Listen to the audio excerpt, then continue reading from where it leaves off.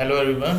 तो आज हम स्टार्ट कर रहे हैं हमारा ज्योग्राफी का पहला चैप्टर है जिसका नाम है composition of and structure of atmosphere. पहले तो हमें एटमॉस्फेयर के बारे में पता लग जाए, ज्योग्राफी में स्टार्ट करते हैं।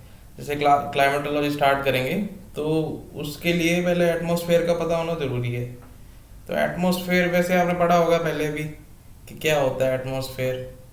जैसे कई सारे डिवीजन होते हैं, लिथोस्फेयर, हाइड्रोस्फेयर, एटमॉस्फेयर, फिर उसका एक इंटरसेक्शन होता है वो बायोस्फेयर बोल देते हैं। तो जहाँ पे एयर और पार्सल्स होते हैं उनको एटमॉस्फेयर बोलते हैं। ठीक है, तो गैसियस जो भी होती है उन्हीं के लिए मेन यूज होता है। तो देख लो ये क्या होता है कि it is a layer of gases that envelope A planet. तो एक प्लैनेट के आसपास जो भी गैसेस का घेर के रखती हैं उसको, ठीक है, उसको बोलते हैं एटमॉस्फेयर। एटमॉस्फेयर, अब ये गैसेस हैं वो रुकती कैसे हैं? तो ग्रेविटी की वजह से। जैसे ऑक्सीजन है, CO2 है, तो इनका कोई मॉलिक्यूलर वेट वगैरह होता है। ठीक है, तो वो वेट किसी भी ऑब्जेक्ट का वेट होगा, ऑब्जेक्ट हो, कोई पार्टिकल हो, कोई एटम हो, तो वो अट्रैक्ट तो करेगी ग्रेविटी उसको। ठीक, तो और ये भी देखते हैं कि जो एटमॉस्फेयर है ना वो 99% जो भी अर्थ का एटमॉस्फेयर है वो अप टू 32 किलोमीटर तक ही होता है अर्थ की सरफेस से देखा जाए तो। ठीक है, तो हम क्योंकि क्या होता है ना उसकी वेट ज़्यादा होते हैं, कोई भी जो हैवी गैसेस होती हैं उनका वेट ज़्यादा होता है, वो नीचे दबी रहती हैं, और जो हल्की गैसेस होंगी वो ऊपर चली जाएंगी। ठीक है, बाकी एस्केप नहीं करती हैं, कुछ कुछ कर जाती हैं तो वो उसको हम एटमॉस्फेयर में कंसिडर नहीं करते हैं। ठीक, तो और उसकी क्या प्रॉपर्टी होती है कि वो ऑर्डरलेस होती है और कलरलेस होती है, कोई इसमें से स्मेल नहीं आती, कभी हमें देखा है? ठीक है, नॉर्मली एयर में से स्मेल नहीं आती है वो। ठीक है, और हमारे कोई कलर भी दिखते हैं ना, ट्रांसपेरेंट होती हैं, राइट। उसके बाद अब एक क्वेश्चन का आंसर कोई देगा मेरे को कमेंट में, तो जल्दी से जल्दी अभी दें। ठीक है, फिर मैं बताता हूँ। तो ये क्वेश्चन ये है कि which gas came first, carbon dioxide और ऑक्सीजन? ये कार्बन डाइऑक्साइड आई पहले आई है या फिर ऑक्सीजन पहले आया है? ठीक है, तो जल्दी से बताएं मुझे। और ठीक है, तो आगे देखते हैं, मैं बताता हूँ कैसे है। तो जैसे आप लेफ्ट साइड देख रहे होंगे डायग्राम में, तो ये अर्थ पीबायोटिक एटमॉस्फेयर के बारे में बता रहा है। ठीक है, तो उसमें कौन कौन सी गैसेस थी? क्या नाइट्रोजन थी, हाइड्रोजन थी, ठीक है, अमोनिया, सॉरी ये क्या बोलते हैं, मीथेन थी, और CO2 थी। अमोनिया भी होगी, कार्बन मोनोऑक्साइड्स होगी, और वाटर होगा थोड़ा। ठीक है, और ये राइट साइड में देखें तो ये जियोलॉजिकल टाइम स्केल है कि कैसे कैसे किस किस पीरियड में क्या क्या चेंजेस हुए। ठीक है, तो ये थोड़ा अट्रैक्टिव सा लग रहा था, मैंने तो डाल दिया इसको। तो हम सबसे पहले देखते हैं कि इसकी अर्थ की फॉर्मेशन कब हुई थी, कि 4.6 बिलियन ईयर्स एगो। उसके बाद क्या था, वो एक मोल्टन मैग्मा सब पूरा, मतलब आग का गोला ही था वो। ठीक है, तो उसको हम क्या बोलते हैं?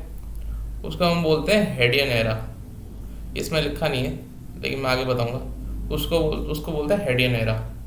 तो हेडियन एरा कुछ ऐसा था, अर्थ का एटमॉस्फेयर कुछ ऐसा था उस टाइम पे जब अर्थ की फॉर्मेशन स्टार्ट हो रही थी बिल्कुल। ठीक है, 4.6 बिलियन एगो, तो उस टाइम पे ऐसे दिखता था अर्थ। तो अलग अलग वॉल्केनिक इरप्शंस हो रहे थे, ये देख रहे हैं आप, यहाँ पे इधर से गैस निकल रही है।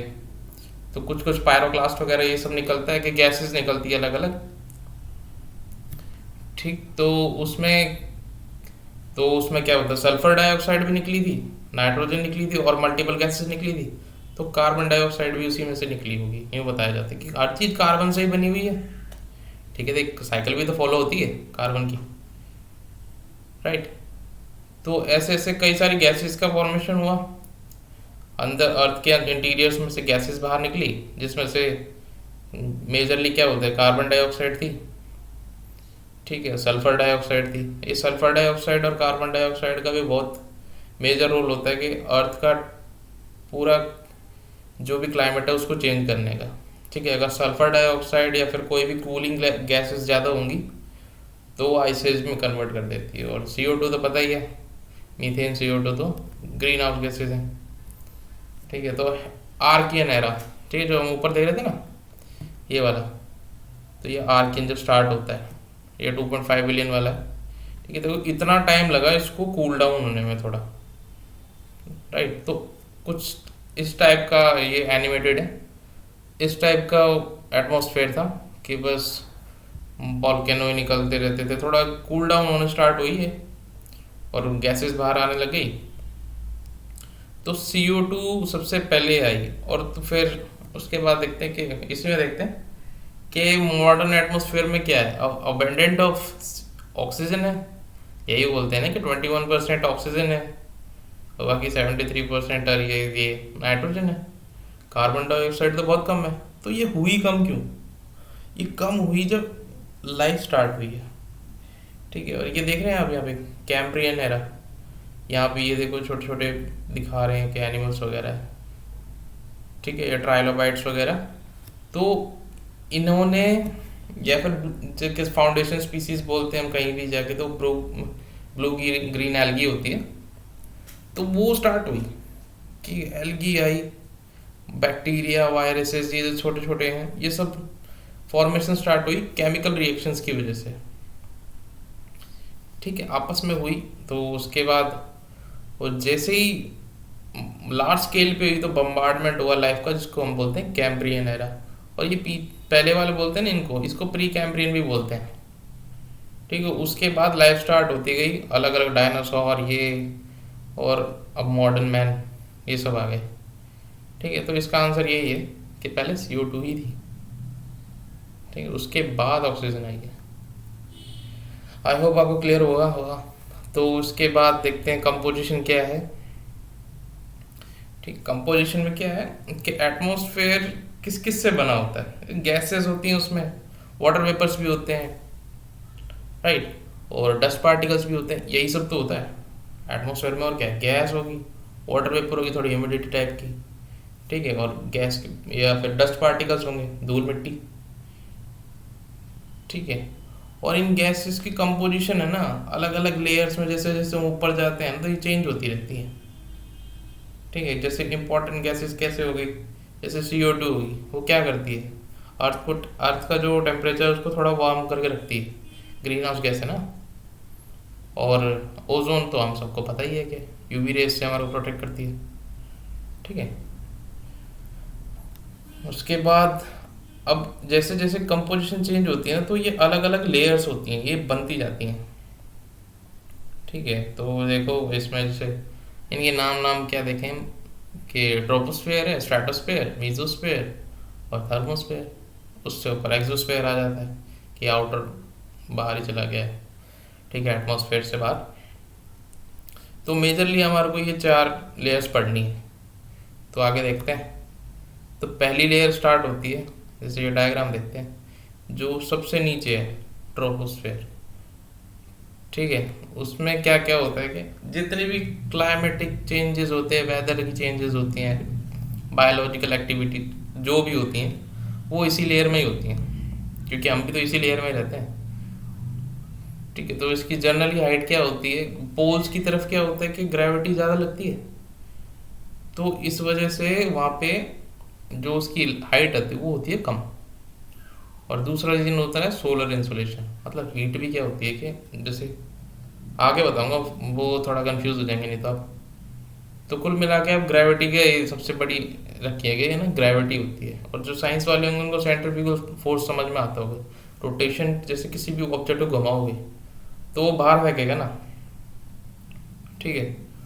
तो इसी टाइप से ही होता है कि ना वहाँ पे एटमॉस्फेयर थोड़ा बल्जी हो जाता है, वहाँ से बल्ज हो जाता है उसकी रोटेशन की वजह से, सेंट्रीफ्यूगल फोर्स उसको बाहर की तरफ फेंकती है, तो इसलिए उसका थोड़ा विड्थ उसकी जहाँ से ज़्यादा हो जाती है।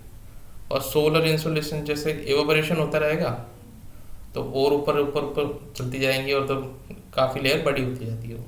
तो इसलिए इक्वेटर पे उसकी 18 किलोमीटर की हाइट हो जाती है, पोल्स पे कम होती है, ठीक है। हाई प्रेशर और लो प्रेशर का फंडा होता है, वो मैं आगे बताऊंगा क्या होता है, कैसे कॉन्सेप्ट होता है उसका, ठीक है। और इन दोनों में एक चीज़ और होती है कि एक चीज़ और इसमें लिखा है मैंने कि ट्रोपोस्फेयर और स्ट्रेटोस्फेयर इन दोनों के बीच का ट्रांजिशन पीरियड कोई होगा ना, कोई ट्रांजिशन लेयर भी होगा, कोई जोन होगा उसका, उसको बोलते हैं ट्रोपोपोज। ठीक, ये देखो, ये इसके इन दोनों के बीच में ये डॉटेड लाइन दिख रही है, इसको ट्रोपोपोज बोल सकते हो। ठीक है, जहाँ पे क्या होता है कि जो टेम्परेचर होता है वो ऑलमोस्ट कांस्टेंट टाइप की होता है। ठीक है, हम ये लेयर्स इसलिए पढ़ते हैं कि इनमें चेंजेस होते रहते हैं कई चीज़ों, खाली उसका नहीं है, इनमें टेम्परेचर का भी चेंज होता है। ठीक है, मेजर तो इनमें टेम्परेचर देखते हैं कि ये अलग अलग जिगजैग पैटर्न शो करता है। राइट, तो ये देखो कि जो एयर का टेम्परेचर होता है वो ये ट्रोपोपॉज में वो -80 डिग्री तक चला जाता है, इतना होता है इक्वेटर पे। क्यों इक्वेटर पे क्यों हो जाता है? क्योंकि हाइट ज़्यादा होती है और फिर एक लैप्स रेट होता है कि जैसे जैसे ऊपर जाते हैं तो ना टेम्परेचर कम होता जाता है। इसलिए पहाड़ों में ना आप देखोगे ना, वहाँ पे हमारे को थोड़ी ठंड लगनी स्टार्ट हो जाती है, वो हाइट की वजह से होता है। ठीक है, और नीचे रहेंगे तो फ्रिक्शन भी ज़्यादा होता है, ऊपर जाएंगे तो फ्रिक्शन कम होगा तो हीट भी कम करेगी। राइट, इसलिए पोज पे जो होता है टेम्परेचर कंपैरेटिवली थोड़ा सा उससे ज़्यादा होता है। बाकी ऑलमोस्ट अगर ओवरऑल देखा जाए तो कांस्टेंट, नियरली कांस्टेंट होता है, एवरेज देखते हैं इसको। ठीक है, तो और टेम्परेचर क्या होता है यहाँ पे हाइट के साथ डिक्रीज होता रहता है। जैसे आप देखेंगे ना कि जैसे यहाँ पे सबसे ज़्यादा फ्रिक्शन फ्रिक्शन कहाँ होगा? ट्रोपोस्फेयर में। तो धीरे धीरे जैसे आप ऊपर ऊपर जाते जाएंगे ना तो इसका फ्रिक्शन थोड़ा कम होता जाता है, गैसेस के बीच की डिफरेंस है ना थोड़ा बढ़ती जाती है, तो वहाँ पे कूलिंग स्टार्ट हो जाती है। इसे बोलते हैं हम लैप स्टेट। तो 6.4 पर किलोमीटर चलता है वो डिग्री सेल्सियस जो होता है, 6.4 डिग्री पर किलोमीटर, 1000 मीटर भी बोलते हैं। ठीक है, तो ऐसे डिक्रीज होती जाती है वो, लेकिन है ना ये इसी लेयर तक होती है, उसके बाद देखना इसके बाद अपना भी चेंज होने लग जाती है ये। ठीक है, फिर इसमें अगले में बताऊंगा मैं क्या होता है। जैसे ये देखो, ये ट्रोपोस्फेयर। ठीक, ये ट्रोपोस्फेयर के क्लाउड से हमारे को देखे जाते हैं, जैसे कोई प्लेन में कभी ट्रैवल करा हो, हम तो गए नहीं कभी, तो वो कुछ ऐसा दिखाई देता है। ठीक है, अगर प्लेन से देखोगे भाई विंडो सीट से आप बादल देख रहे हैं मेरे को, तो कुछ ऐसे कुछ दिखाई देंगे। राइट, फिर अगली लेयर देखते हैं हम। अगली लेयर कौन सी है हमारी? स्ट्रेटोस्फेयर। तो स्ट्रेटोस्फेयर की हाइट कितनी बताई थी कि जैसे, हाँ ट्रोपोस्फेयर की हाइट कितनी हो जाती है, हाइट भी तो बतानी थी। हाँ, तो इसकी ऑलमोस्ट, हाँ बता दिया था, तो 15 किलोमीटर ऑलमोस्ट एवरेज देखते हैं, क्यों 13-18 ऑलमोस्ट 15 किलोमीटर का। राइट, तो स्ट्रेटोस्फेयर उससे ऊपर होगा तो 15 से लेकर 50 किलोमीटर तक। ठीक है, तो यहाँ पे टेम्परेचर हो जाता है इंक्रीज। ठीक है, ये अलग अलग जिगजैग पैटर्न शो करता है, किसी में डिक्रीज होता है, फिर इंक्रीज होगा, फिर डिक्रीज होगा। ठीक, और सबसे बड़ी बात कि जैसे आप एनसीईआरटी में देखना, इसमें ना डायग्राम दिया हुआ है जिगजैग की तरह, वो मैं इसमें डालना भूल गया, मेरे को याद नहीं रहा। ठीक है, वैसे भूल गया मैं बाकी। अब जैसे टेम्परेचर वो क्या है, इस लेयर में क्या होगा, इंक्रीज होगा। और जो लोअर स्ट्रेटोस्फेयर होगा ना, देखो जो ट्रोपोपॉज बताया था उससे जस्ट ऊपर, ये देखो ये ओजोन लेयर दिख रही है, ये लोअर स्ट्रेटोस्फेयर में होती है। ठीक है, जो हमारे को देखा जाता है, क्योंकि हैवी गैस है ना। फिर बताऊंगा कैसे ओजोन इतनी ऊपर भी बन रही है। ठीक, और ये तो हम सबको पता ही है क्या करती है ओजोन लेयर। ठीक है, एब्जॉर्ब कर लेती है, शील्ड करती है अर्थ को, क्या बोलते हैं, हार्मफुल एनर्जी ऑफ सन, क्योंकि कई सारी रेज आती है ना, UVA, BC। ठीक है, और जो कमर्शियल प्लेन्स होते हैं वो यहाँ पे उड़ते हैं, और साइरस क्लाउड्स होते हैं, ये भी क्लासिफिकेशन ऑफ क्लाउड्स है, वो बाकी आगे देखेंगे हम। ठीक है, वो भी यहीं मिलते हैं हमारे को। तो अभी देखो बहुत हाई एल्टीट्यूड वाले जो क्लाउड्स होते हैं, बहुत ऊंचे ऊंचे हाइट पे दिखते हैं, छोटे छोटे से दिखाता हूँ मैं कुछ ऐसे। ये देखो ये स्ट्रेटोस्फेयर में उड़ रहा है प्लेन, देखो टर्बुलेंस आती है बीच में, वो यही होता है जब ट्रांजिशन जोन पार करती है या फिर वो जेट स्ट्रीम के उसके वे में आ जाती है। तो यही चीज़ है, ये छोटे छोटे क्लाउड्स दिख रहे हैं, यही होते हैं साइरस क्लाउड्स। ये काफ़ी एल्टीट्यूड पे होती, काफ़ी हाइट होती है। अभी दिख ही रहा है वैसे भी हमारे को अर्थ दिखे ही नहीं रही इतनी यहाँ पे। ठीक है, उसके बाद देखते हैं हमारा क्या है, मीजोस्फेयर। या मीजोस्फेयर की हाइट कितनी हो जाएगी, वही 50 से लेकर 80 किलोमीटर तक, उससे ऊपर जाएंगे। ठीक है, जैसे यहाँ है मीजोस्फेयर आ गया। हाँ, तो मीजोस्फेयर में क्या होता है कि टेम्परेचर यहाँ पे डिक्रीज होता है। ठीक है, ये जिगजैग चलता है। पहले सबसे पहले क्या होगा, ट्रोपोस्फेयर में टेम्परेचर होगा डिक्रीज। ठीक है, उसके बाद क्या होता है हमारा, क्या बोलते हैं, स्ट्रेटोस्फेयर में इंक्रीज। मीजोस्फेयर में क्या होगा, फिर डिक्रीज होगा, और इतना डिक्रीज हो जाए कि -100 डिग्री सेल्सियस भी चला जाता है। क्यों, एक तो फ्रिक्शन कम होता जा रहा है, इसलिए भी हो रहा है। ठीक है, मेजर रीज़न तो यही है। उसके बाद एक क्लाउड्स होते हैं, इस लेयर में दिखाई देते हैं हमारे को। बहुत रेयर फिनोमिना है वो, कहीं मतलब पोलर एरियाज पे या फिर यहीं पे सब देखा जाता है ये। तो इसमें क्या होता है कि जैसे आइस के क्रिस्टल्स होते हैं ना, वो शाइन करते हैं, उसके स्कैटरिंग शो करती है, उस स्कैटरिंग ऑफ फिनोमेना शो करता है उसमें। ठीक है, मैं दिखाता हूँ कैसे होते हैं वो। ऐसे होते हैं, ये देखिए आप, ये कलरफुल क्लाउड्स होते हैं। ये बहुत मतलब एक तरीके से रेयर ही देखने को मिलते हैं। ठीक है, कई लोकेशन पे जाना पड़ता है तभी जाके दिखाई देते हैं ये। राइट, तो पोलर एरियाज टाइप के वहाँ पे जाएंगे तो वहाँ पे ज़्यादा आपको दिखाई देंगे। और इनको क्या बोलते हैं, हम इनको पोलर मीजोस्फेरिक क्लाउड्स भी बोला जाता है, ये फिर नाइट शाइनिंग क्लाउड्स भी। राइट, और यही है इसका मेजर तो यही पॉइंट्स हैं इनके। ठीक है, ज़्यादा बड़ा चैप्टर नहीं है, इतना ही इसमें पूछा जाता है और इतना ही आपको थोड़ा बहुत आइडिया हो जाएगा तो समझ में आ जाता है। ठीक है, बाकी सीरीज था तो मैं स्टार्टिंग से ही लेके चलता हूँ। ठीक है, बेसिक तो सब बताना ही पड़ता है, उसके बाद एडवांस देखेंगे, उसके बाद तो आपको है ना ये सब ऐसा लगेगा बिल्कुल बच्चों वाली चीज़ें। ठीक है, समझ आएगी ना, तो कोई भी नींद में उठा के भी पूछ लेगा तब भी बता दोगे। ठीक, उसके बाद आ जाता है थर्मोस्फेयर। ठीक है, थर्मोस्फेयर देखें, ये थर्मोस्फेयर है, देखते हैं। ठीक है, ये हमने ये ट्रोपोस्फेयर कर लिया है, यहाँ पे क्लाउड्स दिखाए थे। ठीक है, थोड़े से ऊपर चले जाते हैं जो क्लाउड्स ये होते हैं अलग अलग होते हैं, जैसे बड़े बड़े क्लाउड्स देखेंगे ब्लैक क्लाउड्स होते हैं। ठीक है, वो यहीं आते हैं। अब मैं उनके नाम बताऊंगा तो आप समझ में नहीं आएंगे, जिनको ये बोलते हैं क्यूमुलोनिम्बस के क्लाउड्स होते हैं, वाटर वगैरह मतलब रेनफॉल क्रिएट करते हैं जो। ठीक है, और उससे ऊपर जाते हैं तो वो साइरस क्लाउड्स आ जाते हैं, उनका नाम ही साइरस है कि भाई ऊपर हाई एल्टीट्यूड के हैं। तो थर्मोस्फेयर की बात करते हैं और लास्ट में फिर देखेंगे एक्सोस्फेयर क्या होता है। ठीक है, हाँ, तो थर्मोस्फेयर क्या है कि इसका जो सबसे इम्पोर्टेंट इसमें लेयर क्या है। ठीक है, मीजोस्फेयर भी इतनी इम्पोर्टेंट नहीं है जितनी ये है, क्योंकि जो इसकी जो लोअर लेयर होती है उसको बोलते हैं हम, या मीजोपोज के ऊपर। अब इसमें है ना, आप मीजोपोज वगैरह सब लगा लेना, मीजोपोज हो गया। ठीक है, और अब इसमें देखते हैं आगे क्या है।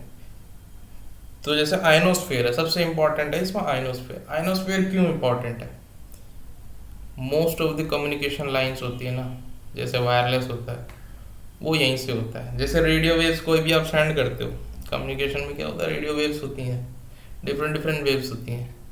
ठीक है, तो रेडियो वेव्स करते हैं क्यों, इनकी ट्रैवल दूर तक करती हैं ये। ठीक है, तो ये है ना जो आयनोस्फेयर होती है। अब आयनोस्फेयर को आयनोस्फेयर भी क्यों बोलते हैं बताता हूँ। जो रेडियो वेव्स होती है वो वहाँ के आयंस से जाकर टकराती है और रिफ्लेक्ट बैक करके आती है वापस, तो एक तरीके से वायरलेस कम्युनिकेशन का काम करती है। आयनोस्फेयर क्यों बोलते हैं कि इसमें क्या होता है, क्या टेम्परेचर, थर्मो का मतलब टेम्परेचर हो गया। ठीक है, तो इसका इधर इसका टेम्परेचर ज़्यादा होता है, यहाँ पे होती है डिफरेंट डिफरेंट गैस के मॉलिक्यूल्स, तो वो इतने चार्ज अप हो जाते हैं कि वो ना अलग अलग आयंस में टूट जाते हैं। ठीक है, जैसे हाइड्रोजन हाइड्रोजन वगैरह गैस किसकी होती हैं, इनके टूट जाते हैं आयंस, और ये ना चार्ज पार्टिकल्स हो जाते हैं, तो यहाँ पे है ना आयंस होते हैं, आयंस फॉर्मेशन हो जाती है। ठीक है, तो इसलिए टेम्परेचर भी इसमें ज़्यादा होता है। तो यहाँ पे अगर थर्मोस्फेयर में क्या पूछेंगे, जैसे मीसोस्फेयर में कम हुआ था ना टेम्परेचर, यहाँ बढ़ना स्टार्ट हो जाएगा। ठीक है, इसकी हाइट होती है वो काफ़ी ज़्यादा होती है। ठीक है, आप देखो 400 किलोमीटर तक होती है इसकी हाइट, ये देखो। ठीक है, ये यहाँ से, अब ये देखो थर्मोस्फेयर की हाइट इतनी सी दिखाई है, इसकी यहाँ इतनी दिखाई है स्ट्रेटोस्फेयर की, मीसोस्फेयर कितनी है, और थर्मोस्फेयर यहाँ से लेकर ऊपर तक है।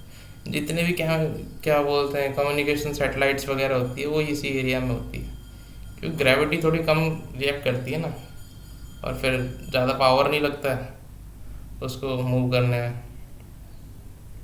ठीक है, वरना तो भाई ग्रेविटी अटैक करेगी, नीचे आ जाएगी, कहीं ना कहीं गिरेगी किसी के सर पे या किसी के घर पे, राइट। तो एक एक फिनोमिना और होता है बहुत फेमस, हमने देखा होगा आइसलैंड या फिर डेनमार्क वगैरह एरिया में ना, ये वॉलपेपर भी कहीं दिखा था, मैं एक वॉलपेपर ही दिखाता हूँ आपको।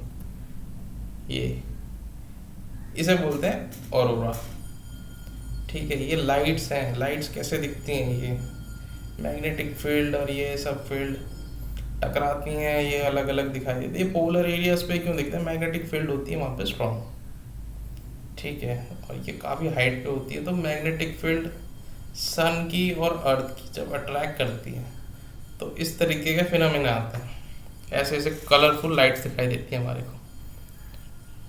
ठीक है, और इसको जो नॉर्थ में होता है उसको बोलते हैं ऑरोरा बोरियालिस, और जो साउथ में होता है उसको बोलते हैं ऑस्ट्रालिस, ऑरोरा ऑस्ट्रालिस। साउथ ऑस्ट्रालिस मतलब साउथ। ठीक है, तो ये फिनोमिना होते हैं। तो यही है, बस ये लेयर्स हो जाती है हमारी, हमारा यहाँ हो जाता है एटमॉस्फेयर कंप्लीट। तो उसके बाद जो हमारी लेयर बचती है वो होती है एक्सोस्फेयर। एक्सोस्फेयर आप देख लो कि ये यहाँ तक ये ब्लू जितना भी पोर्शन दिख रहा है ये हमारा एटमॉस्फेयर है। जब इसको पार कर देते हैं ना, ये स्पेस है, आउटर स्पेस हो, उसको बोल देते हैं हम एक्सोस्फेयर। एग्जॉस्ट होगी पूरी, बाहर ही निकल गई, राइट। तो यही था। ठीक है, तो हमारा कंपोजिशन और स्ट्रक्चर हो गया एटमॉस्फेयर का। आगे मैं बताऊंगा कैसे कैसे विंड मूव करती है, विंड और एयर में डिफरेंस क्या होता है, क्यों हम सिनोनिम तरह यूज़ कर लेते हैं। ठीक है, और क्लाइमेटोलॉजी तो ऐसी हो जाएगी, आपको कोई भी क्वेश्चन आएगा ना, आपको ये लगेगा बहुत सिंपल। ठीक है, आपको पढ़ने की भी जरूरत नहीं पड़ेगी, रिवीजन करने की भी जरूरत नहीं इतनी पड़ेगी, क्योंकि एक बार समझ में आ गया ना तो एकदम फ्लो की तरह चलता है। ठीक है, तो आपको सारा कुछ देखते ही आप बता दोगे, कोई भी मॉडल हो, कहीं पे भी रेनफॉल हो रही हो, या फिर यहाँ तक कि बायोम्स भी, अगर बायोम्स में भी दिक्कत आती है ना आपको, तो उसमें दो फिनोमिना ही होते हैं, एक तो रेनफॉल होती है और ये उसकी सनलाइट। सनलाइट कहाँ पे ज़्यादा है कि कहाँ पे रेनफॉल ज़्यादा है, उसी के हिसाब से बायोडाइवर्सिटी भी डिपेंड करती है। ठीक है, उससे सारा कुछ समझ में आ जाएगा। पहले तो आप ये बेसिक्स क्लियर कर लोगे ना कि विंड मूवमेंट और ये मूवमेंट और डेजर्ट फॉर्मेशन कहाँ होती है, कहाँ कहाँ पर डेजर्ट मिलेंगे, ये सब हम आगे देखेंगे जितनी भी वीडियोस आएंगी उसमें। धीरे धीरे करके मैं आपको ना बेसिक से लेकर एडवांस तक पूरा कंप्लीट करा दूँगा, फिर तो आपको कोई भी कॉम्पिटिटिव एग्जाम में दो।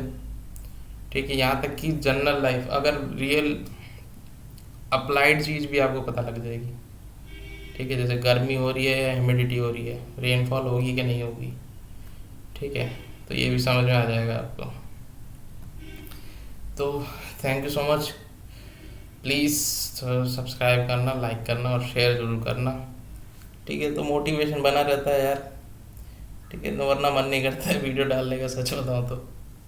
फिर आप अगर थोड़ा रिस्पांस देंगे तो मैं और वीडियो डालूंगा। बाकी आपको जो भी टॉपिक चाहिए होते हैं ना, मेरे को कमेंट डाल दो, कोई भी करंट का टॉपिक हो, ठीक है, या फिर स्टैटिक टॉपिक हो, मैं उसको कवर कर दूंगा।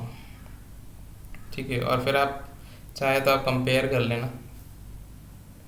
ठीक है, वैसे मैं बोलता नहीं किसी को कंपेयर करो, सबकी नॉलेज अलग अलग होती है। ठीक है, बाकी आप खुद अगर आपको पढ़ा होगा, आपने समझा होगा, तो आपको है ना मेरी बातें जो भी बोल रहा हूँ ना मैं, आपको बिल्कुल समझ में आ जाएगी, और जेन्युइनिटी है कि नहीं है वो अभी आपको पता लग जाएगा। ठीक है, तो चलिए मिलते हैं फिर अगली वीडियो में। अगली वीडियो में एक और स्टार्ट करते हैं, फिर इसका नेक्स्ट चैप्टर हो गया। अब एक काम करना, आप 2 पेज का चैप्टर है क्लास 11th एनसीईआरटी का, वो पढ़ लेना आप। ठीक है, उससे तो ज़्यादा ही बताया मैंने इसमें, तो क्योंकि ये रियल लाइफ एग्जांपल्स भी होते हैं इसमें। ठीक है, अब फिनोमेना के लिए आपको स्टडी भी करनी पड़ती है थोड़ी। ठीक है, तो मिलते हैं, चलो बाय बाय।